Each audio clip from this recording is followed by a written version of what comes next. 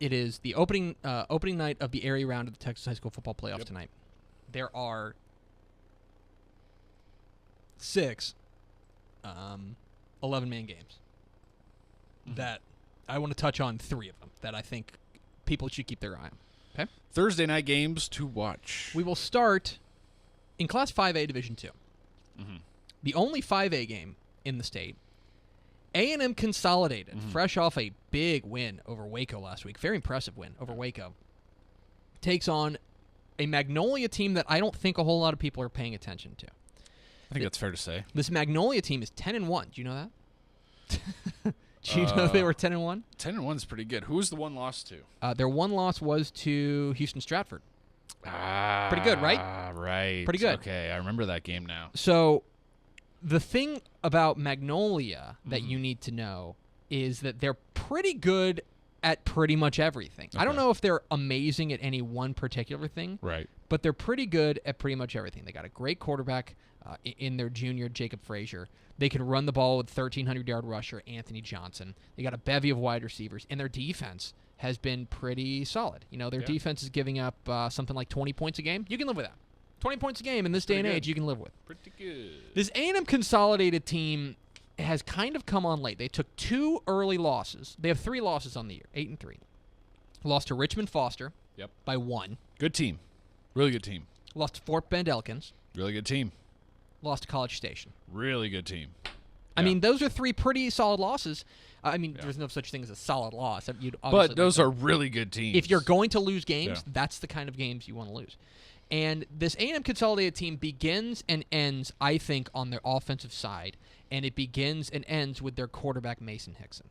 He was great last year, and I think that he's really matured this year. He is taking a little bit better care of the ball. He's running the ball well. They can run the ball as well with their running back, Robert Franklin.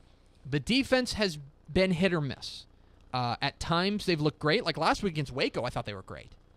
But other times, you know, you go back to those losses to Elkins and Foster, and I think that it's, you know, and sometimes it doesn't look great. I think this is a fabulous game. I think that it is potentially a shootout if both these offenses get rolling. I think I lean a little bit towards Magnolia, only because I think their defense has been a little more consistent. But I think this is a great game. If you wanted to say this is the best game in the state tonight, I would certainly be willing to listen. That would be mine. Yeah. So there's one game. It's a sneaky competitive game for sure. I think because not a whole lot of people are paying attention to what Magnolia's doing, but Magnolia's really, really been good. Then, tonight, a game you might attend. There's rumors. Liberty Ilo. Rumors on the street that I might be at this game. Liberty Ilo takes on Sanger. Yeah. And I'm very popular in Sanger. Very popular in Sanger because in their Week 11 game against Argyle, so popular, I probably couldn't talk you into going to this game. Probably not. Not without a flak jacket. But in their Week 11 game against Argyle, I mentioned that they haven't played much of anybody. And you know what? Kind of the truth. You know, their record,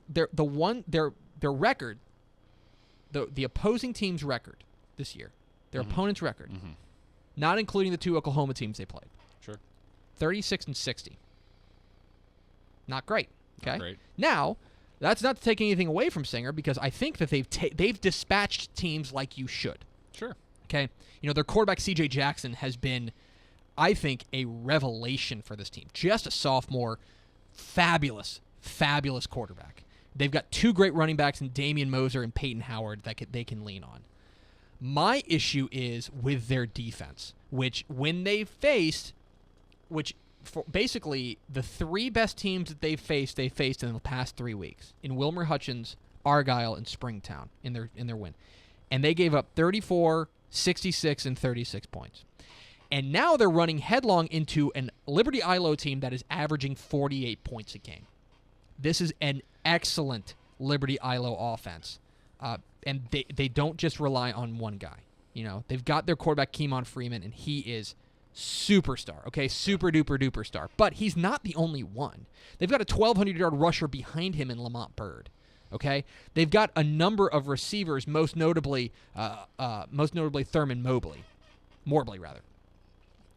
I worry about their defense. I think there is a possibility that this game becomes a shootout because their defense has been good, not great.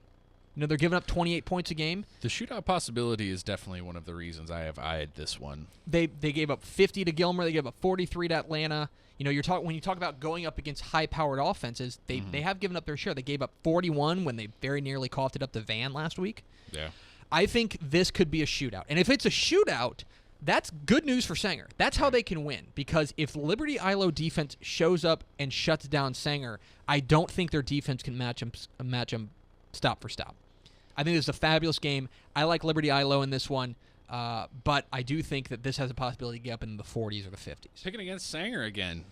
And then sending me to the Wolves to deal with it. Very popular. Look for him, guys. Everybody look for him. Okay. Then there's the other game down in 3A. And we need to get something out of the way. Okay? Do we? The Wolves team that I'm going to refer to, it's spelled like a state in the Union. That state is Colorado. Yes. Colorado. In Texas, that city is pronounced Colorado. Colorado. Not Colorado. Colorado. Because I've been called out on this. It is Colorado. Get off me. So normally when they're going up against an Idalou team that's got pedigree out the wazoo, that's beating teams by an average of 30 points a game, that has Brant Schilling, the do-it-all running back and linebacker, that's coached by part machine. That's coached by Jeff Lofton. They've got a great defense with Zach Kirkpatrick and Ty Nichols. You're thinking, and they're going up against a Colorado City team that's 5-6 on the year. Mm-hmm. You're thinking, Greg, why in the world would this be an interesting game? Well, let me tell you. I'll tell you why. The exact inverse of what we were talking about with Sanger. Right. Whereas Sanger, I'm not sure, has played and beaten anybody that is in their weight class. Yes. Colorado City has played arguably the toughest schedule in the state. Their opponents combined 78 and 39. Was that pretty good? They played Albany. They played a good Brownfield team. Oof. They played Clyde.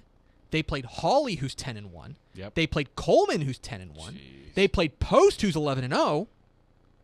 I mean, they've been battle tested. Now, here's the problem: they haven't won those games. But they've seen great teams. Sure. Their number might be skewed by the quality of opponents as well. The key for Colorado City, if they are going to pull off the upset, is twofold. One, their offense has got to get going. The offense has sputtered, and against an Idalou team that's playing great defense, I'm not sure that's going to happen. And secondly, they've got to slow down the running game. They've got to slow down Brant Schilling, because Brant Schilling is going to be a monster out there. So if you're Colorado City, you're saying, all right, guys, we just have to get this offense going. And I think it starts with Deontay Atkins, their running back. I think Colorado City's a distinct underdog. But if you believe that being battle-tested matters in the playoffs, then you look at Colorado City and go, okay, I don't count them out. I'm picking Idalou, but I think that Colorado City is battle-tested enough to give them a run. Right. I mean, it's perfect. It's an intriguing matchup tonight. If you're going to watch 3 games, this is one that we don't really have a great feel for because there's some hidden storylines in here. Other games tonight, Shallowater and Bowie. I like Shallowater.